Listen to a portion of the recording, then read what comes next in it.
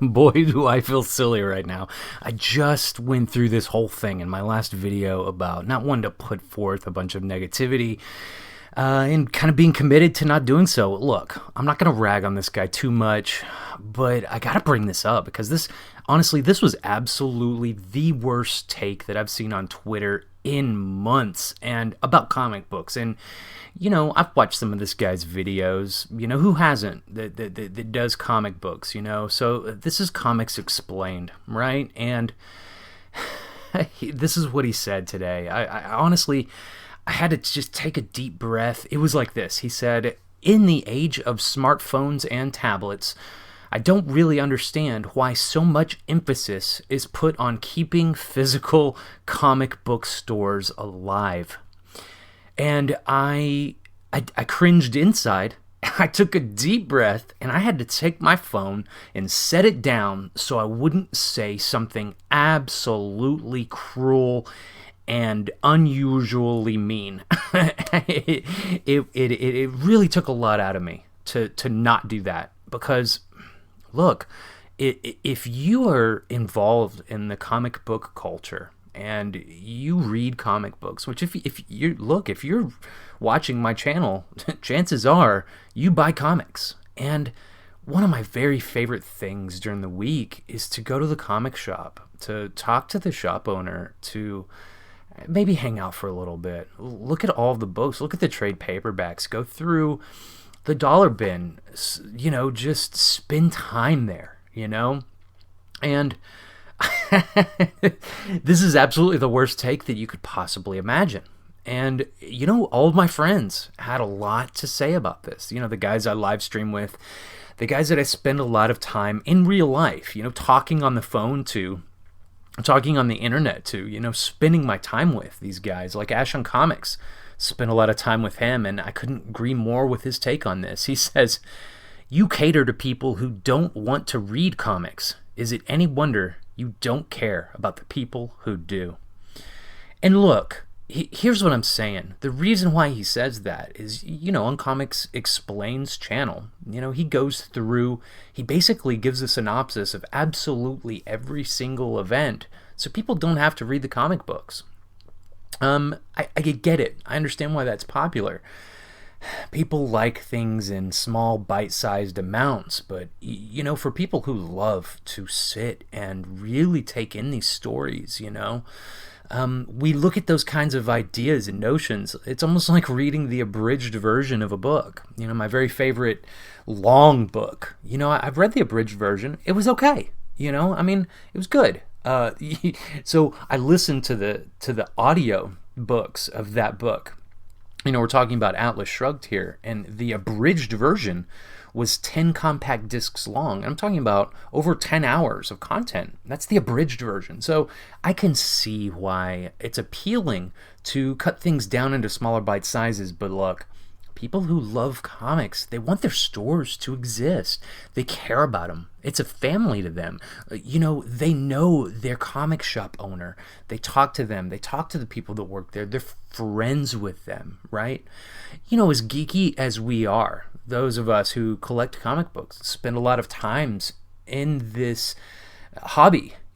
Some of us are awkward. We're not all really outgoing like I am, and that's the one place that a lot of people can really open up and have that experience of being in society and talking to people. And do you want to ruin that? I wouldn't say that at all.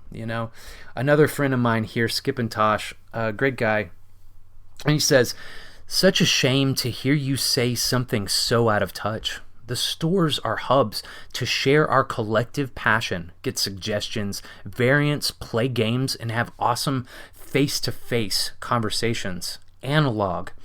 He says, "I have tons of digital comics." I do too. "But balance is better. Ownership is better." I agree with that 100%. I actually just liked and retweeted that. That is absolutely the case. Bunches of my friends commented on all of this. Comic Book Caruso has some great content on Twitter. He just simply agreed with him. And he says this. He says, "Ebooks hurt my eyes. I can read physical comics all day. Plus, dealing with electronics and networks and copyright licenses is never a sure thing. My physical copies are with me forever as long as I take a minimal amount of care with them. That's absolutely true as well. There are a billion reasons why you would want your comic book shop to stay in business. Trevor, a guy that I follow here on Twitter, he says, and this guy is a small writer, a small publisher, and he writes novels. I like his takes. He always has some interesting things to say. He says, reading on screen is bad for your eyes, aesthetically sterile, and depressingly anti-social. I enjoy talking to my comic guy every week about comics and everything else that we chat about. Discovering back issues is fun. Supporting local economy is a great thing. Need more? No, I honestly don't. And this is one of my comic book heroes here. So this is Peter Simeti. I don't know if you know who he is. He owns a small publishing company called Alterna Comics, and I have almost all of his comic books on my pull list. And I enjoy him a lot. Like I said, it's a small publisher. He is able to publish books at a very small price point because he still prints on newsprint, which is fantastic. You know, newsprint, you can take silly putty. In fact, with some of his sales on the internet, he sends silly putty with it because, you know, you can stick the silly putty to the newsprint and you can pull off faces and stuff, just like a newspaper, if you remember doing that as a kid. It's awesome. His publishing company is great. If you haven't checked out Peter Simeti's publishing company, it's great. It's Alterna Comics, and my very favorite ones are actually for adults. In fact, The Wicked Righteous is more for adults. A really good one as well. It's also somewhat for adults, I would say, or at least teenagers and above. It came out on a Wednesday. That is a horror anthology that comes out every month, with a bunch of different kind of mixed horror books, right? And one of my very favorites is actually for all ages, and it was called Adam Wreck. It was a really cool sci-fi story for kids, but I loved it as well. There's some really good stuff being put out. So look, check Alterna Comics out, but he just simply posted, Captain America pulls up a chair, sits down, that hole on TV, and he says, I'd be happy to help you understand. I like that a lot. Now, I have already shared and retweeted that one. So this guy, another guy that I do live streams with, Doc, he says, because 75% of readers want a physical product. Digital is flat in comics and books for years because people want to read physical books and they want even a chance of their comics having something secondary market value. That's absolutely true as well. I think that's great. Now, this guy as well, I follow him, GT Media Reviews. He says, I love your channel. Well, that's one of us. But I find it odd that a voice as loud as yours is apathetic to comic shops when your channel is literally built on the comic book industry. It's a weird flex, but okay. I couldn't agree more. And you know what, I honestly, and like I told you, I had to set my phone down. I got so frustrated. I said, I wanted to cuss. I wanted to say a cuss word, right? But I said, really bad take, brother. Delete this. He hasn't. He really should. He really should delete this. Now, my very favorite comment out of all of these was from a friend of mine, Perch, who owns a comic book shop. He's a really good guy, and his posts are just full of empathy and understanding toward all walks of the comic book fandom. And, he says, this is fantastic.